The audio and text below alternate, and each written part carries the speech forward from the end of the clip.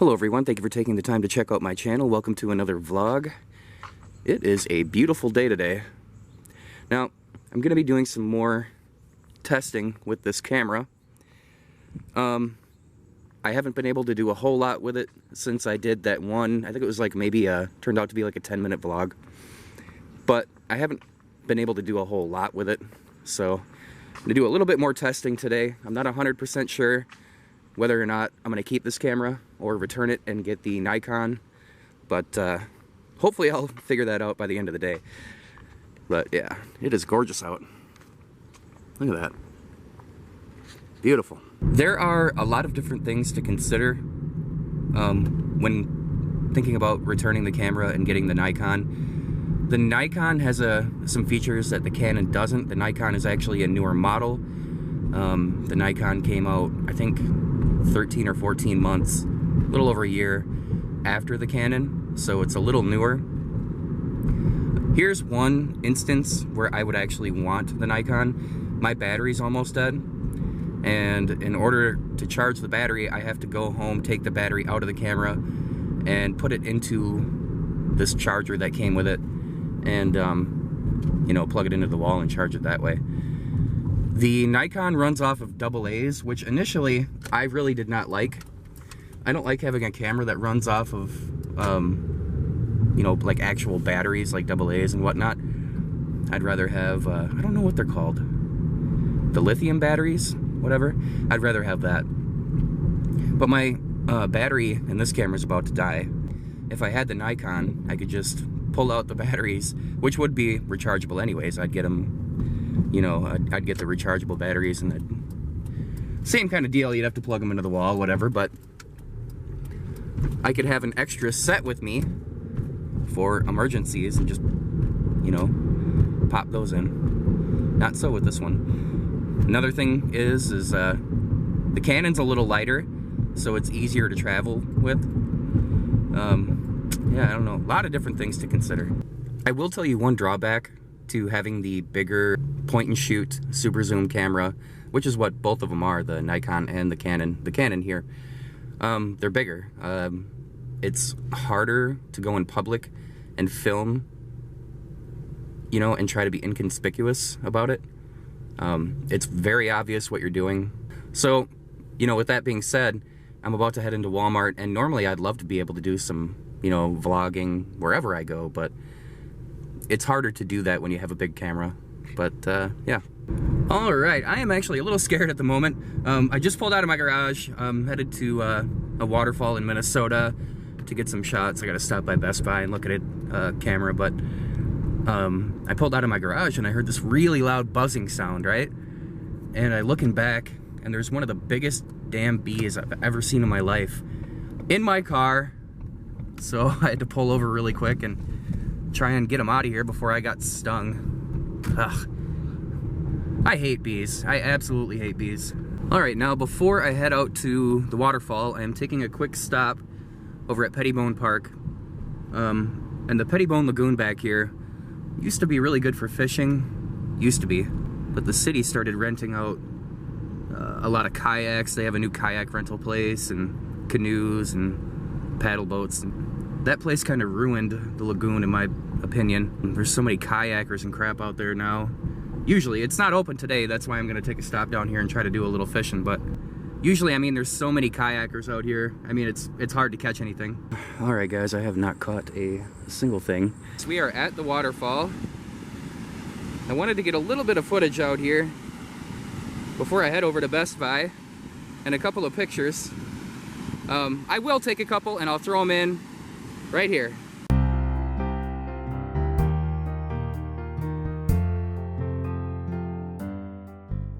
Now, I've said it in my videos many times before, this area took a lot of damage last year. Yeah. And they had to do a lot of construction over here, but I mean, it's pretty much the same as it was before, other than these pipes that run underground.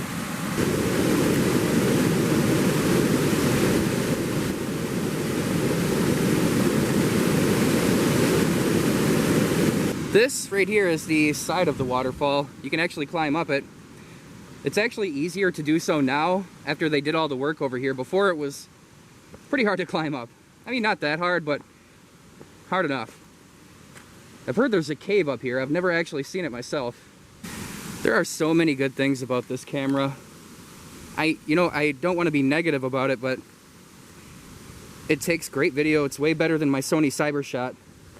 This is a little sketchy here. I'm trying to actually make my way down there, but last thing I want is to fall. But like I said, guys, it is a great camera. Video is way better than what I had before. Audio is way better.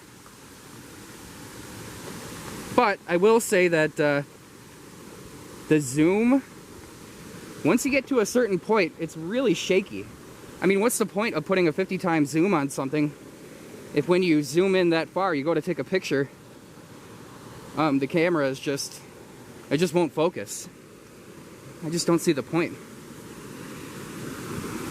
Anyways, top of the falls here. I do not know where this cave would be. Or maybe actually it was destroyed after all the flooding over here. That's very possible.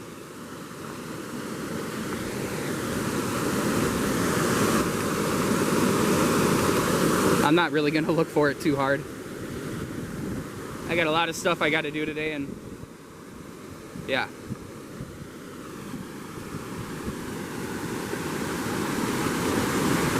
Look at how beautiful that is.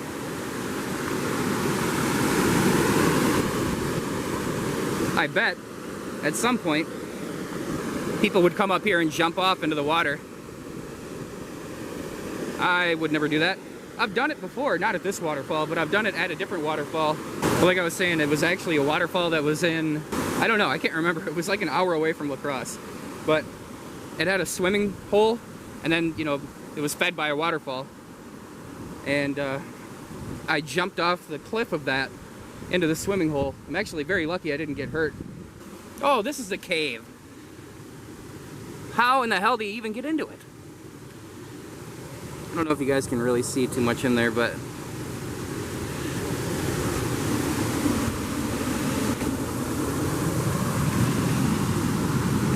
how would you even get into that? I would say that, yeah, I think that is what I heard about, though. Anyway, but when I jumped off the cliff at that waterfall, I came up short a little bit, and I landed in a more shallow part of the swimming hole. I jumped off twice. The first time I landed perfectly into a deeper part of it, no problem. The second time I came short, and I cannonballed into it, and luckily it was just enough water to stop me from hitting the bottom really, really hard, because I probably would have broken my tailbone.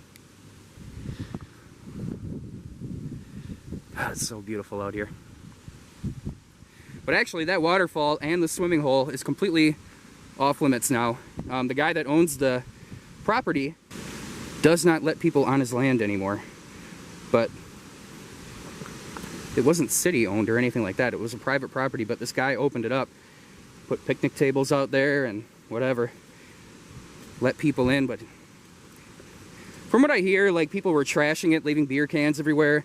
I wouldn't doubt it if some people got hurt over there, and I'm sure that guy would be liable in some way, shape, or form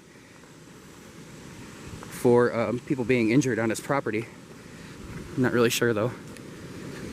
But if I had to guess, that's why he doesn't let people on it. I wish it was still open and people would have treated the land a little bit better in his property, because it was a really great little swimming hole. Another thing I'll say about this camera, guys, by the way, it's a little bit more lightweight than the Nikon Coolpix, which is great. Not by much. The Nikon's a little over a pound.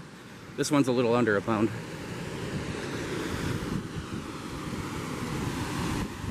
I'm trying to convince myself to keep this one. Really don't want to go through the hassle of returning one, buying one, possibly figuring out that you don't like that one, and yeah. See, here's a little test of the zoom on the waterfall.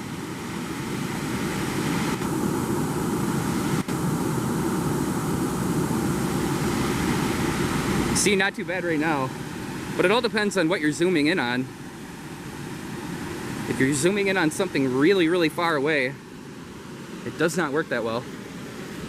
When I was at the lagoon earlier, I tried taking some pictures on something. Actually, it was a guy from across the lagoon fishing, and I tried to get a shot of him, and I had to go full zoom on this guy, you know, just to test out the zoom, and the shot turned out blurry every single time. I couldn't get it to do anything but. Once it's in focus, you cannot move the camera at all. I don't know if it'd be any different with the Nikon, I'm not sure. There's a path back here. I haven't been back here in quite some time, but there used to be like a sort of a little public pool, but it was dug out of the ground, and it was like a sandy kind of base. I don't know if it's back here anymore. In between filming, I'm taking shots of different things, and I keep forgetting to put it back on auto for my filming, so I don't know if that's going to make a difference, but we'll see. Yeah, I've decided I'm not going to go all the way back there. I have on a hoodie. It's starting to get kind of hot out. It's a lot cooler out earlier, though. There are some bees over here, very large bees, and kind of want to get a shot, but at the same time I don't want to get stung. I'm starting to get kind of sweaty, and I think they're attracted to sweat if I'm not mistaken. I will try to zoom in so you guys can see, but I don't see any right now. I saw at least a dozen of them before. Where are they? Oh, there's one. But they move so quickly. I don't know if I'm getting any of them in the shot.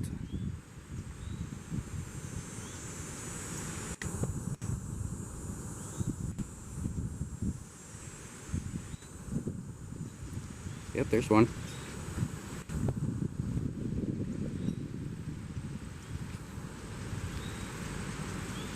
There he is. And that is zoomed pretty much all the way in. There's another one.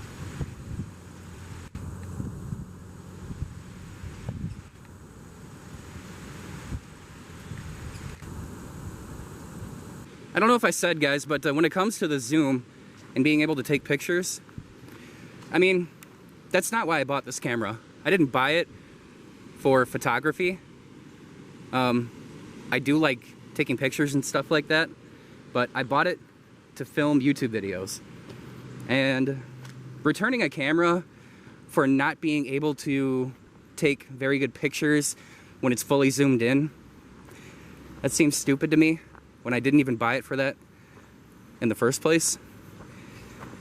I mean, it's still good for zoomed in pictures. It just depends on what you're taking pictures of and a couple other things, whatever. But I didn't buy it for that, so. All right, guys, so I just left Best Buy, and I tried out the Nikon Coolpix B500. I was actually able to turn it on. You can't do that at Walmart, which is where I got the camera that I have now. And I was able to do a little recording with it. I put my SD card in there and wanted to try it out. And I took a little bit of video while I was in the store, and I will go ahead and throw that in right here. I am gonna work this into the vlog, guys. I am at Best Buy right now looking at cameras, and this is a little video of taken by the Coolpix B500. This is the camera that I have now. Trying to decide if I want to swap it out. Now, I talked to the guy that was working in that department, and he seemed like he really knew what he was talking about. And he said, you know, other than the LCD tilt screen on the B500, there's really no difference in video quality, image quality, or anything like that. He just said the B500 has a couple of extra features, like the, you know, the tilt screen, and well, really, that's about it. Alright, so I wanted to throw this into the vlog real quick. I'm going to be doing another burrito video here pretty soon. It'll probably be the last one I do for quite some time. I'm kind of just sick of doing them, but I mean, they do pull a lot of views, so. Usually I try to do a themed burrito, but I'm not going to do that with this one. I'm just going to do kind of a big jailhouse burrito. So I got some knockoff, like, Doritos, and then some cheese puffs and a, what is this? Jack Link's original beef stick. That'll be coming up here in the next few days when I get time to do it. Or I did check out the Nikon. You know, I think I'm going to stick with what I have. The only real difference between the two cameras is that the Nikon has a pull-out LCD screen and it takes AA's. Other than that, I mean, the quality is really, really similar, and I don't really want to go through the trouble of returning this camera just to go get that other camera because it has a tilt-out screen. I mean, I really don't need it. And plus, I don't like the fact that it takes AA's. That's not a huge problem, but I don't know, it feels clunky and cheap to me. Alright guys, I am coming to the end of my day. It's been a long day, good day, but long. Got a lot done. I think I finally figured out that that I want to keep this camera. Which I'm kind of burnt out on talking about cameras, so after this vlog, I swear you're not going to hear about it.